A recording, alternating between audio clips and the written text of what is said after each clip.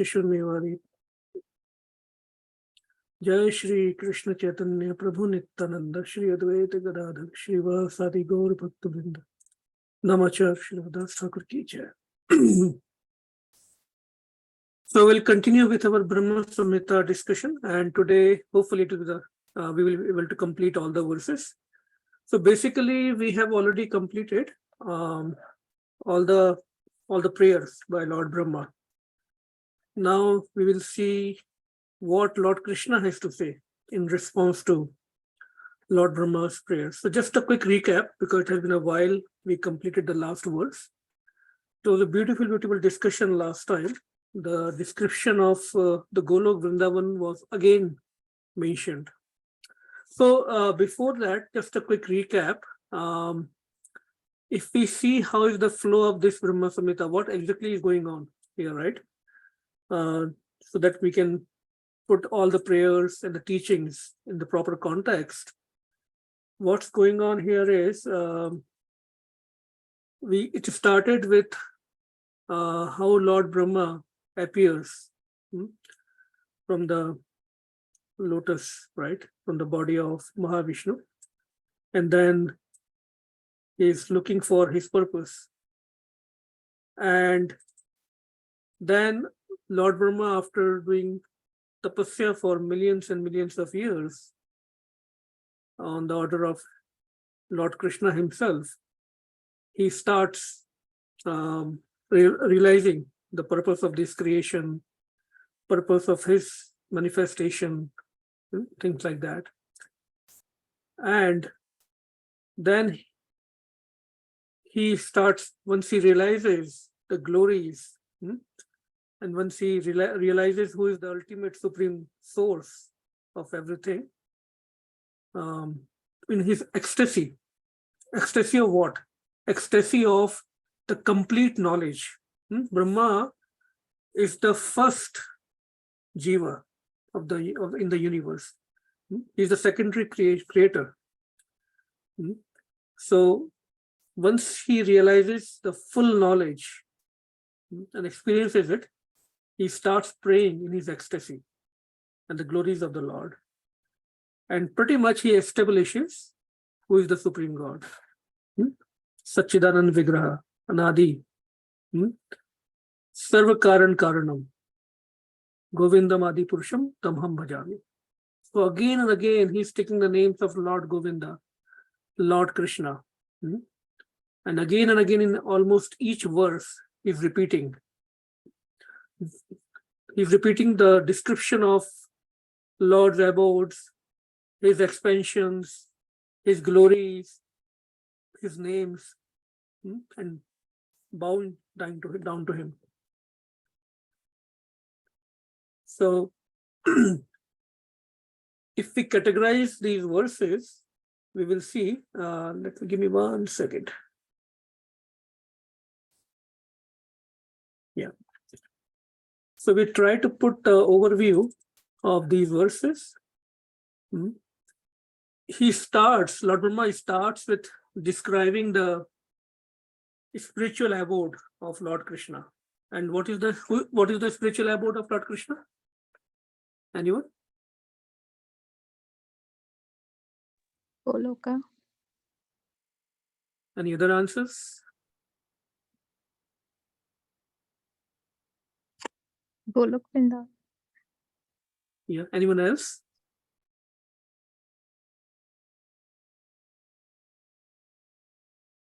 Is everyone able to hear me? Can everyone just say Hare Krishna once, so I'm sure that my voice is reaching out to everyone?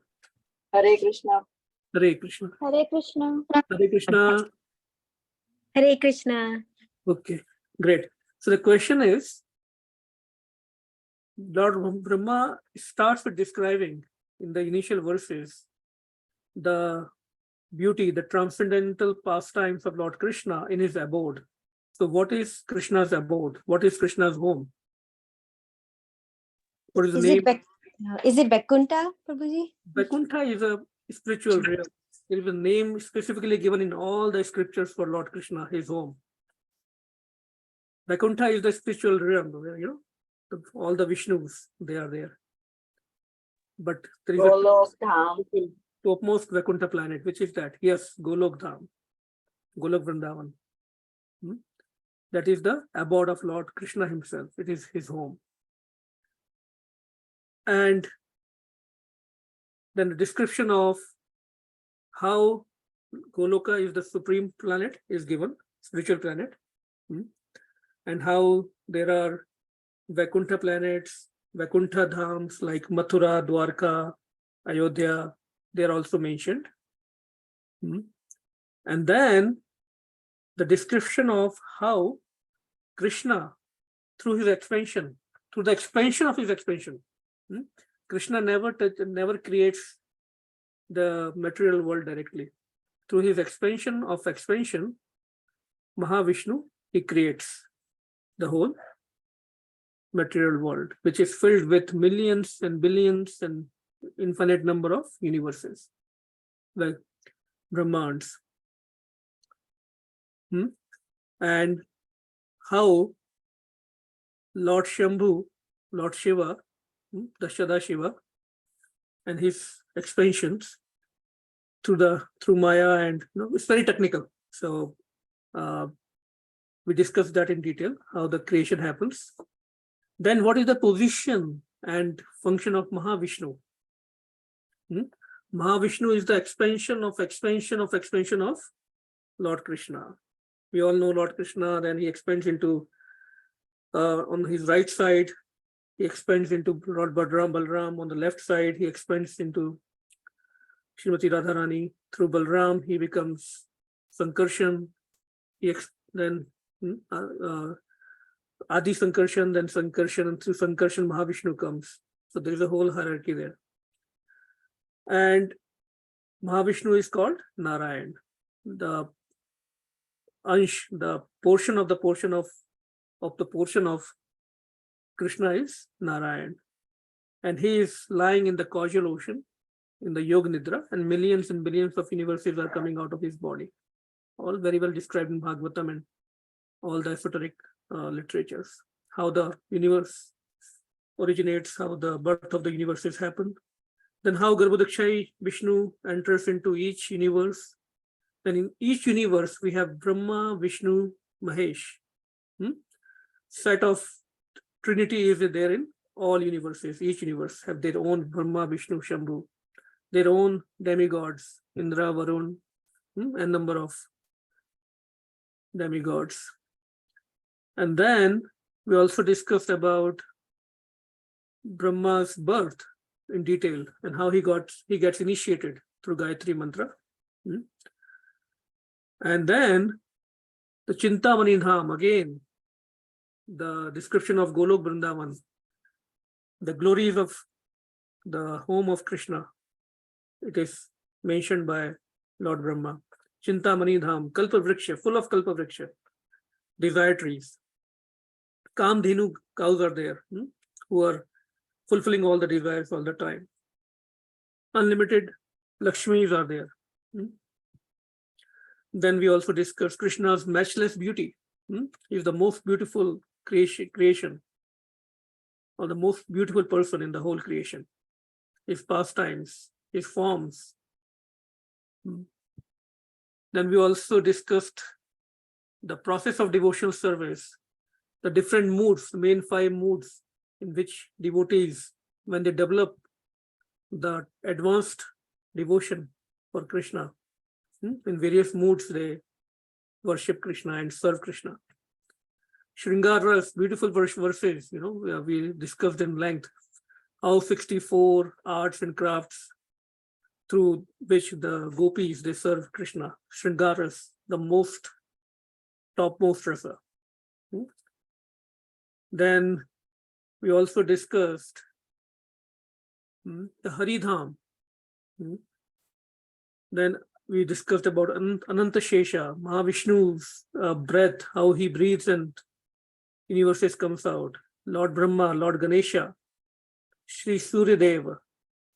And we discussed these demigods, these devtas, and we also, Lord Brahma also establishes the right positions of all these devtas. They are wonderful servants of Lord Krishna.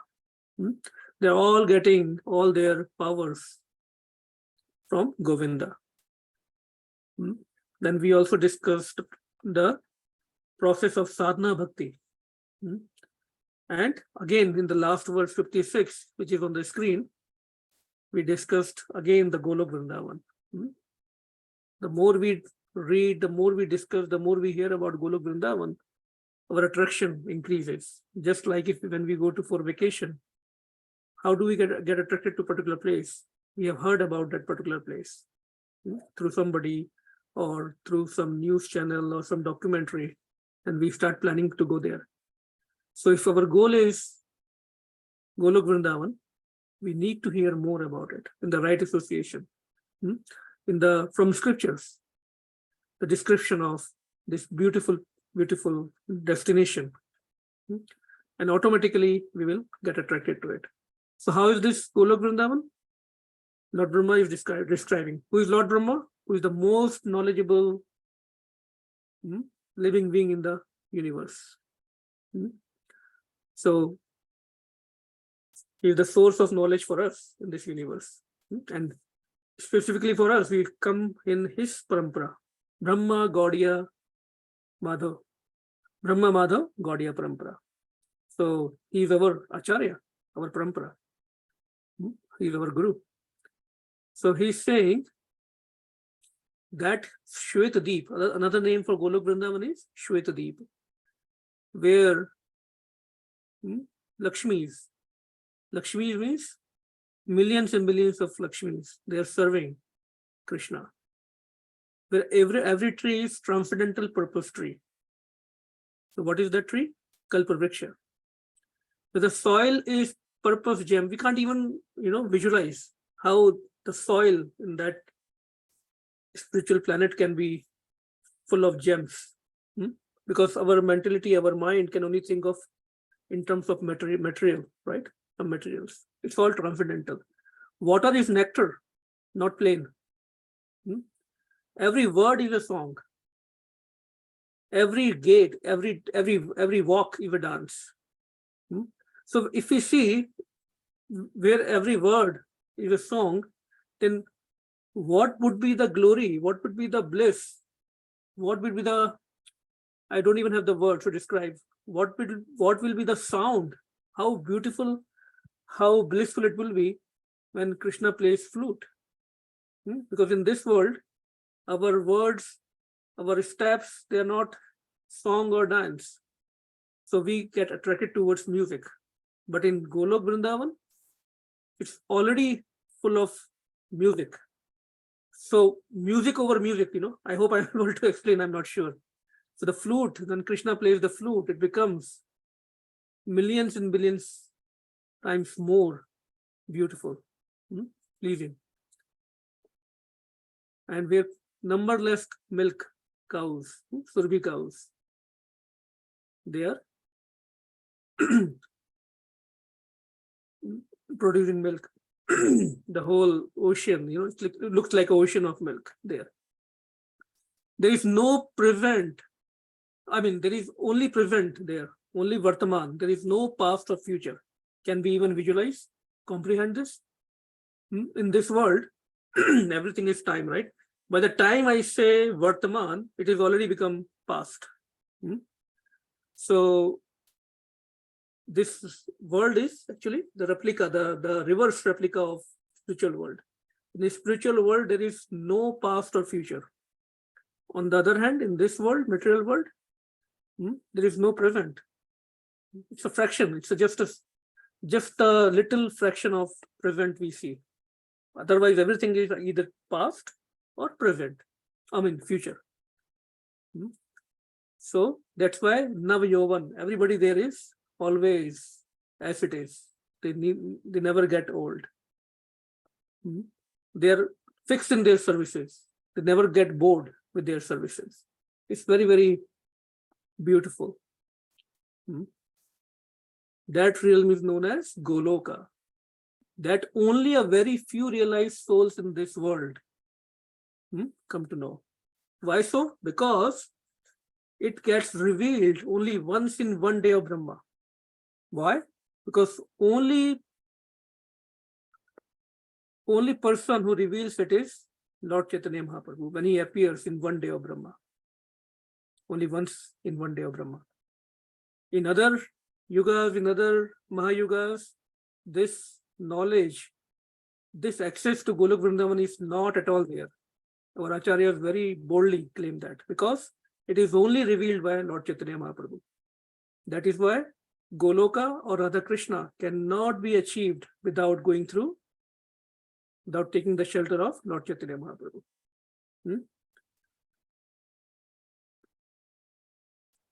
Okay, so we'll move to the next one. So Lord Brahma completes his prayers in this verse 56. So in verse 57, Athovacha Mahavishnur Bhagavantam Prajaptam Brahman Mahatva Vijnane Praja Sarge Chenmatihi Panchashlokim Imam Vidyam Vatsadattam Nimodha Me. Translation and purport by His Divine Grace Bhakti Siddhanta Saraswati Thakur Maharaj ki jai.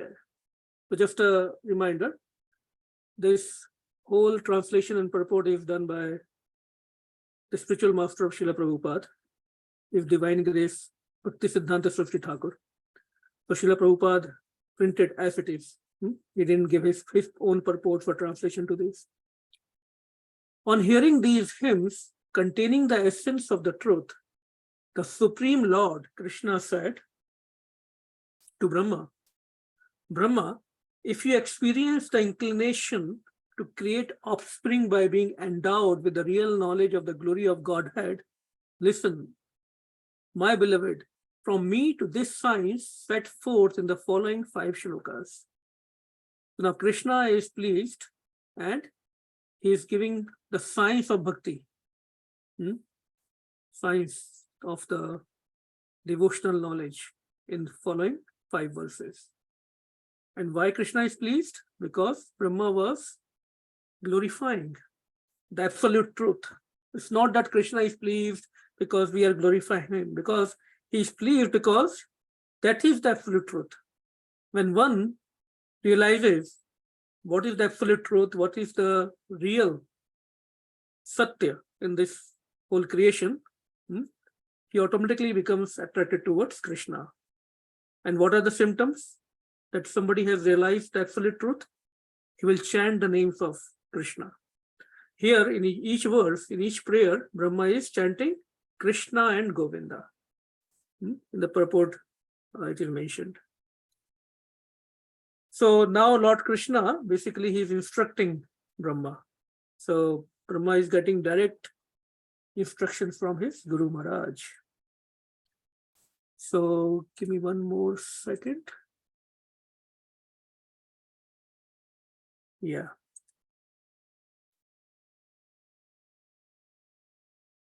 Now, if we see what is the real knowledge? When we say real knowledge, the real knowledge is knowledge of one's relationship with Krishna. What is that gyan? Sambandha gyan. Until we realize our sambandh with Krishna. So in the path of bhakti, there are 2 most important things. Without these 2 foundational pillars, we cannot understand Krishna, neither we can progress in bhakti. Number 1 is, what is my relationship with Krishna? Right?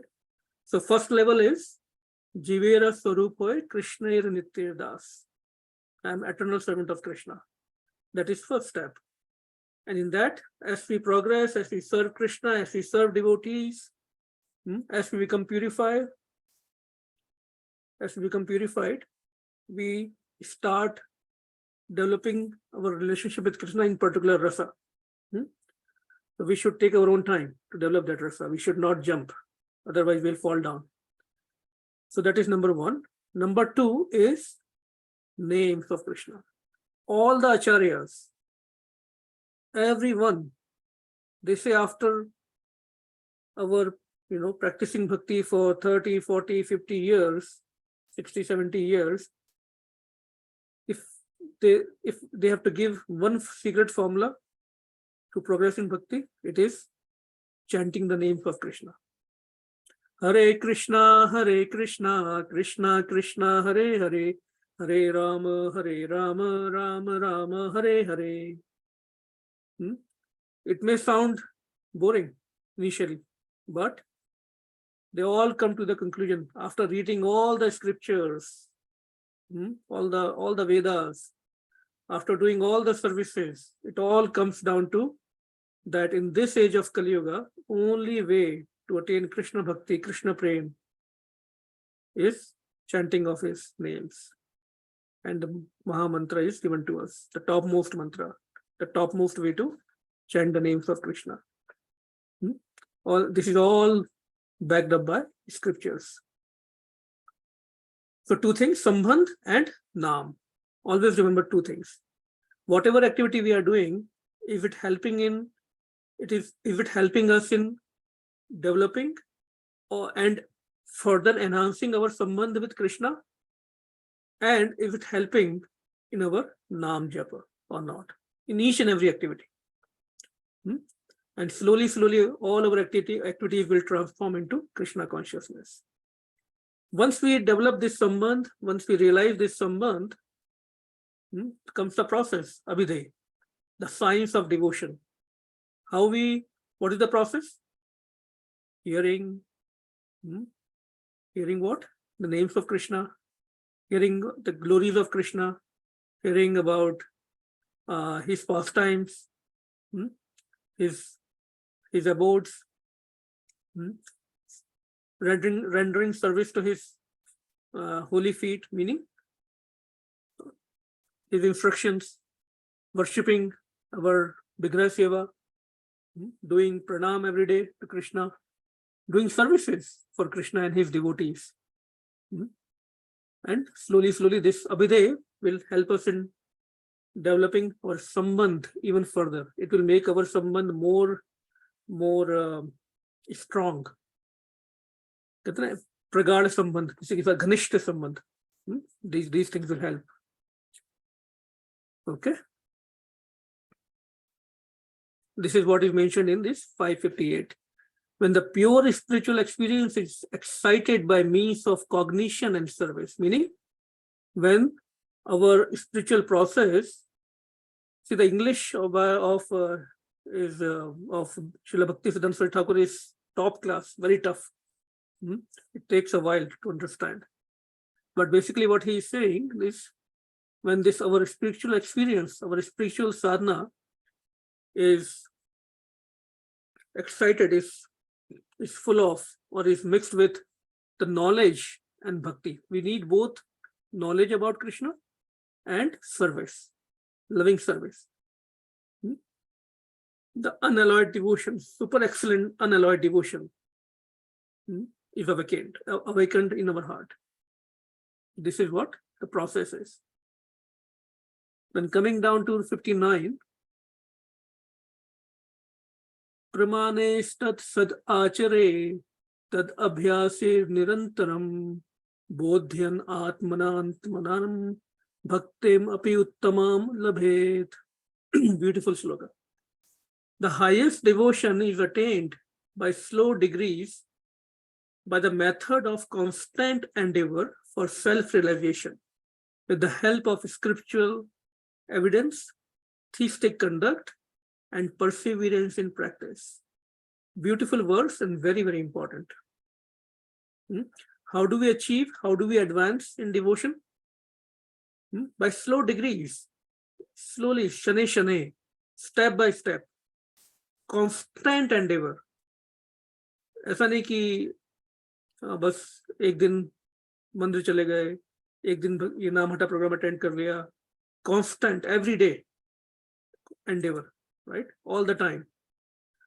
We should be conscious of our self-realization every day. We should make a note of it. Check. We should have that check built in every day. How? With the help of scriptural evidence, theistic conduct, and perseverance. So these are some symptoms. If somebody is if his life is running on the basis of scriptures, not manmana, apne man se, not in the whimsical way.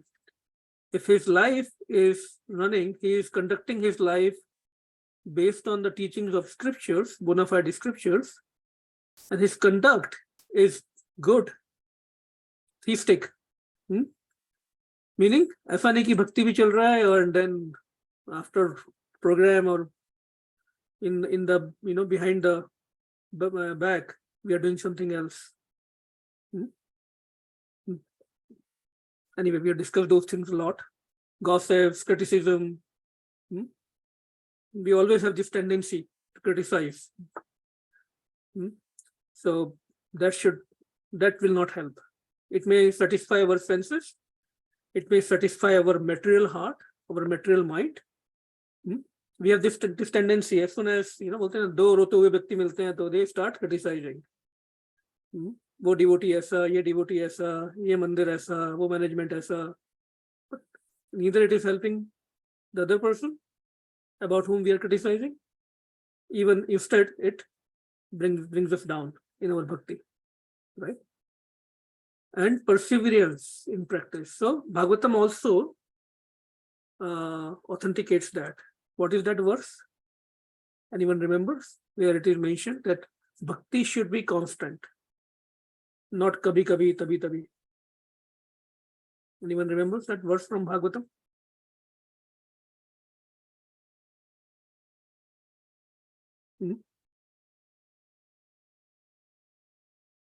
Ahetuki aparihata.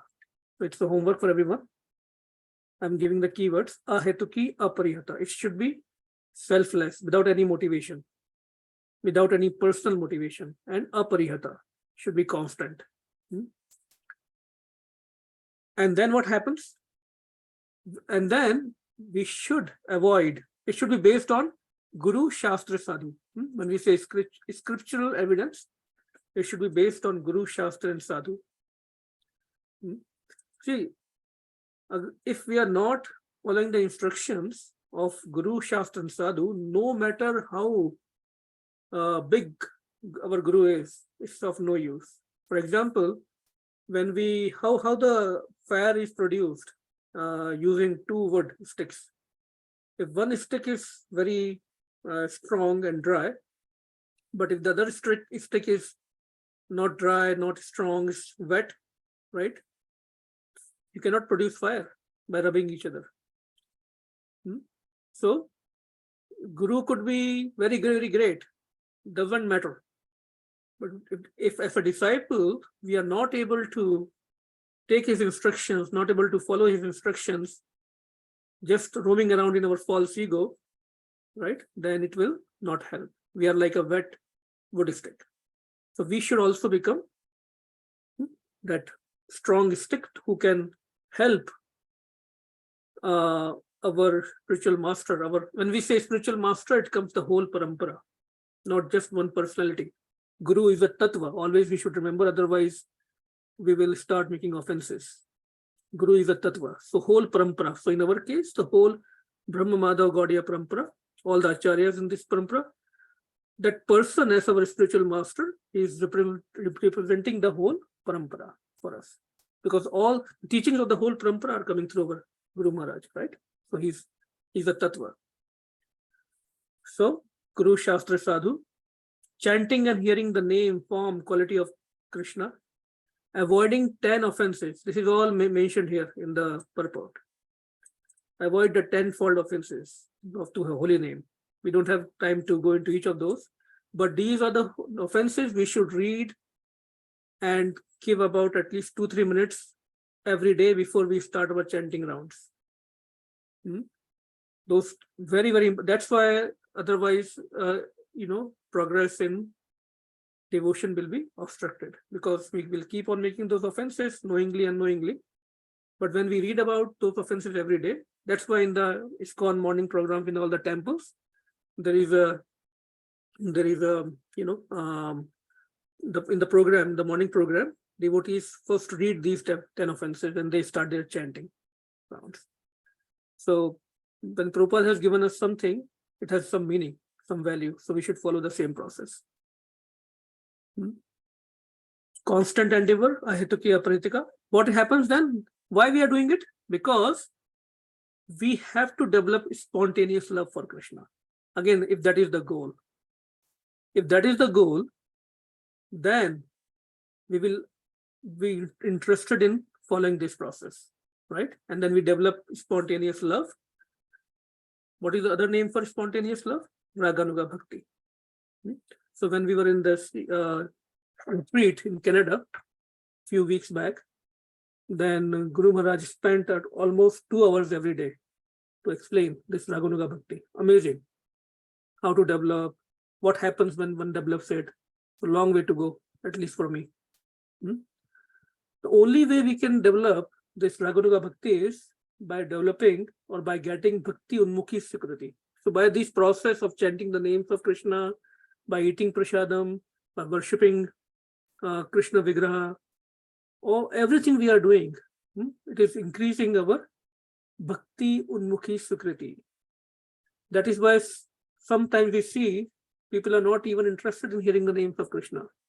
When devotees go out for book distribution, they have no interest. They will even offend them because their Sikriti is not developed yet. So we should be compassionate. That's why we do these outreach programs. This is the desire of Krishna. Outreach programs is not like, why sometimes we get questioned. What is the need of this running around? Why do we have to go out and do these things? Because this is Krishna's desire to bring back all the souls to him. This is the desire of our compassionate Guru Parampara. So when we go out and distribute prasadam, or even if somebody is not interested in chanting the names of Krishna, even at least he's hearing when devotees are doing Sankirtan on the street. Or it is said even if they are touching these scriptures, Bhagavatam, Bhagavad Gita, that in some way or the form develops Bhakti Unmukhi Sikriti. And when this Sikriti is there, without this Sikriti, without this Kripa, nobody can be interested in Krishna Bhakti. What happens when this Bhakti Unmukhi Sikriti develops? Greed develops. Greed of what? To serve Krishna, to serve Krishna's devotees, to associate with devotees. Again, association, very, very important. And then pure bhakti manifests. It's a whole science. It's not happens by chance or somehow, right? Of course, the mercy of devotees, the mercy of pure devotees, our Gurujans is very, very important. There is a very, very powerful, this is a very powerful ingredient in this mix. But it doesn't happen by chance. Okay, so we'll move to verse number 60. Yashyaha shreyaskaram nasti yaya nirvritim apniyat ya sadhyati mameva bhaktim tameva sadhayet. And remember, these 5 verses in the end are teachings from Lord Krishna to Brahma. These preliminary practices of devotion, sadhana bhakti, are conducive to the realization of loving devotion. Loving devotion is nothing but the spontaneous, the Raganuga bhakti that we develop.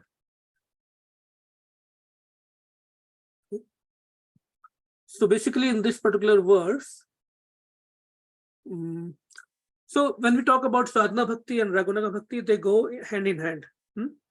It's not like when one comes to the platform of loving devotion, Raganuga bhakti, the spontaneous love, sadhana bhakti is no more required. No, sadhana bhakti becomes natural to those devotees.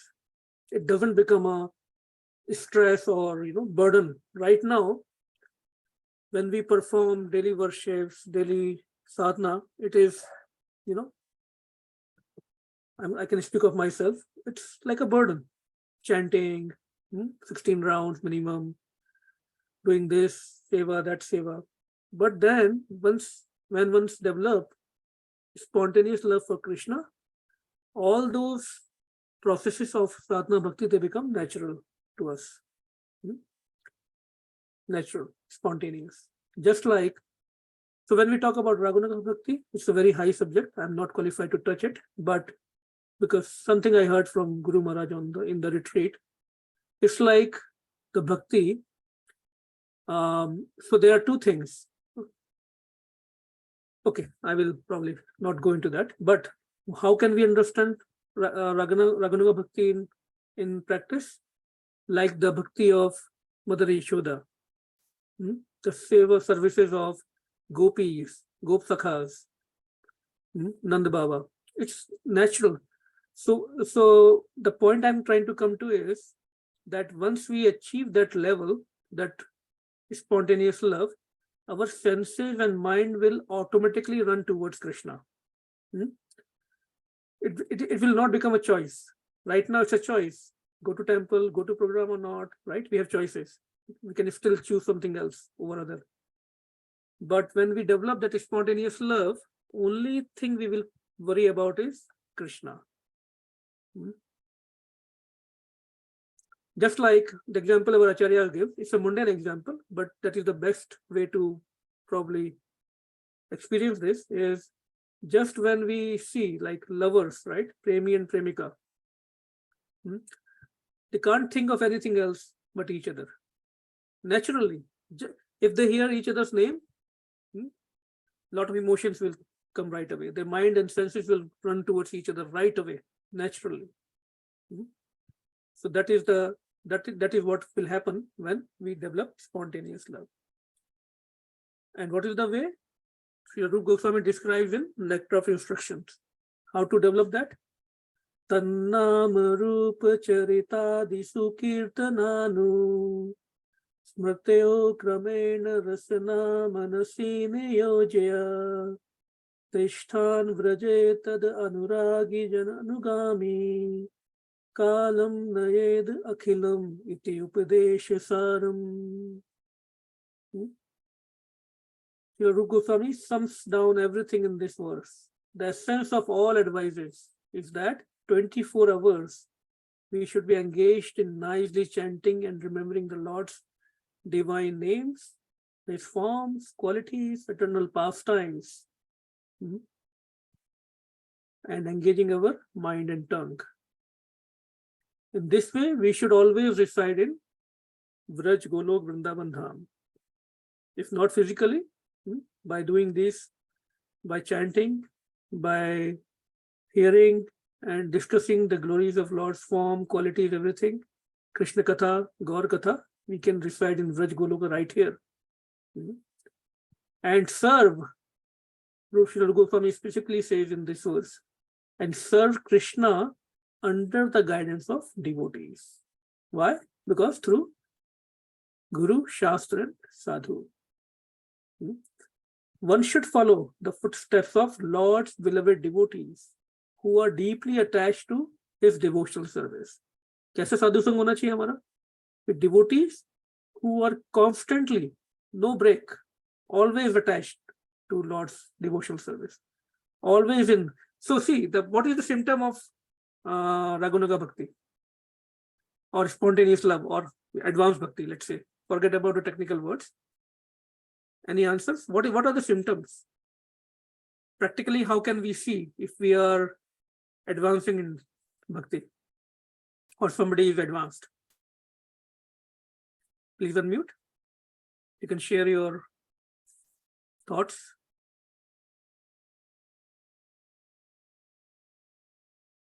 Hope I'm still audible.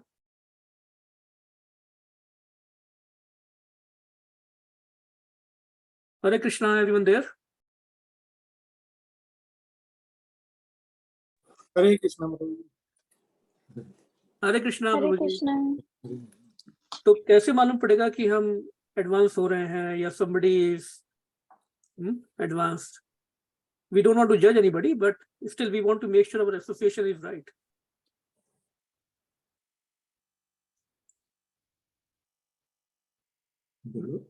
The practical symptoms will be he will be very anxious. He will be always anxious. Such a devotee will always be anxious to serve Krishna. and his purpose, his mission. The mission of Krishna's devotees, Guru Parampara. He will always be in anxiety. Now, this might become sometimes, little contradicting. Oh, the purpose of bhakti, the purpose of spirituality is to be in peace, blissful, very, very blissful, very peaceful. No, that is not the result of bhakti. The peace, the bliss will come in the heart, but devotee will always keep on making the plans in his mind. Instead of making the material plans to make money or to get promotions or to do, make big houses, to get cars, he will always be making plans in cooperation with devotees, in association with devotees. How can I serve better? What else we can do to spread the glories of Krishna and his teachings? Always constant anxiety. What is the example of that? Mother Yashoda, gopis. Always they are in anxiety. They are not in peace, just meditating, sitting at one place, calm, and just, chanting or meditating on Krishna. They can't even meditate on Krishna. That's what they say. You can't meditate, right? So this is the beauty of bhakti, loving service to Krishna. And that gives the bliss. And then that bliss, that spiritual strength encourages us to do more service, more and more service. Not that we go, oh, enough is done. No, it keeps on increasing. That Ananda also keeps on increasing. Anandam Buddhi Bardhanam all the time. That is the symptom of that we are in true love with Krishna. We are advancing in bhakti. Otherwise, it's a dry. We have a long way to go. So just a benchmark. So quickly moving to the last verse, I think. This is the last verse, I think. 61. I will just read the translation. Again, Krishna is saying, abandoning all meritorious performances, serve me with faith. Same instruction that he gave in Bhagavad Gita, Sarv Dharman Paritajya. Just surrender to me. And let me see if we can discuss any more points here. Okay, 62, the last verse. Listen now, O Vidhi. Another name for Lord Brahma is Vidhi. Vidhi ka Vidhan. Who creates the Vidhan? I don't know the English word, but I'm sure you all can understand. Vidhi ka Vidhan, right? Who writes, who is the controller of, he's not the real controller, but secondary controller of all the living entities in a particular universe. Krishna is saying, I am the seed, the fundamental principle of this world of animate and inanimate objects. I am Pradhana, Prakriti, Purusha. Anyway, so he's again saying Sarvakaran Karanam. Krishna is the Sarvakaran Karanam and the cause of all causes. And in this purport, important thing that comes is the last line. The last line is, so let the attainment of love for Krishna by the practice of your devotion through the knowledge of their mutual true relationship that subsists between the jiva, the jada matter, the Krishna, based on the principle of inconceivable simultaneous extinction and non-difference, be my instruction for being handed down in the order of spiritual. So in short, he's saying, pass on these instructions that Krishna has given in these 5 verses in the end, and all the realizations that Lord Brahma has had in the Brahma-saṁhitā through parampara. So Śrī brahma-saṁhitā, that's how the parampara begins there. Okay. So I'm sorry I had to rush through them. There were a lot of shlokas, but these are the last verses of Śrī brahma-saṁhitā. Beautiful, beautiful composition. And devotees advise that we should read this Brahma-saṁhitā every day. So maybe we can just read 1 verse each day, every day. And this will keep us connected to Krishna in a very beautiful way, in the sense it will keep us connected to his abode.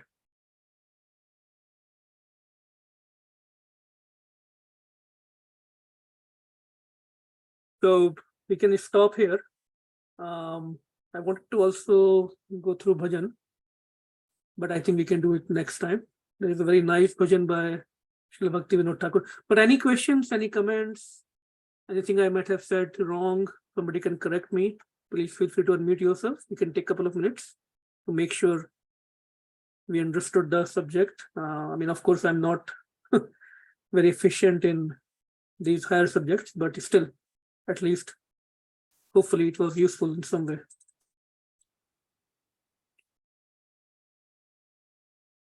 Any questions on the today's verses or even in the any verses in the Brahma-saṁhitā we discussed? We took quite a few weeks, almost few months to complete this. So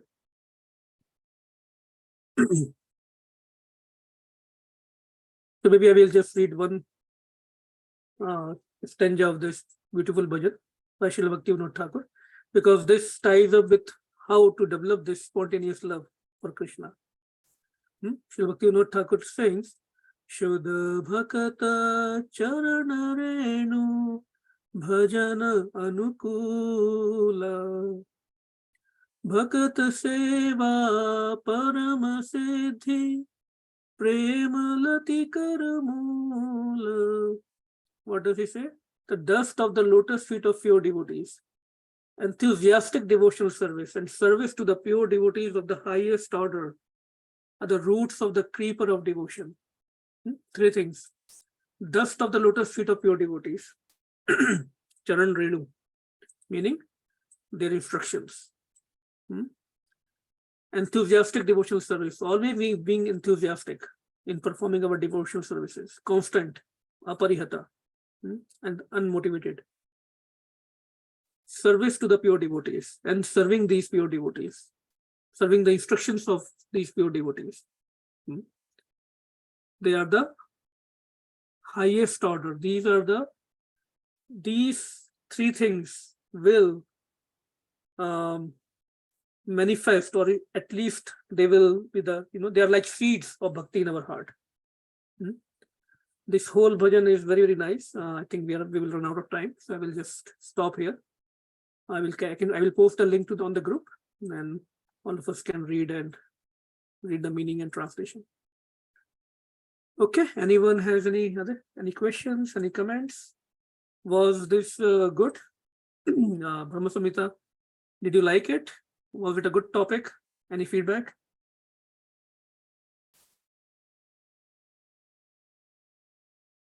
Haribol.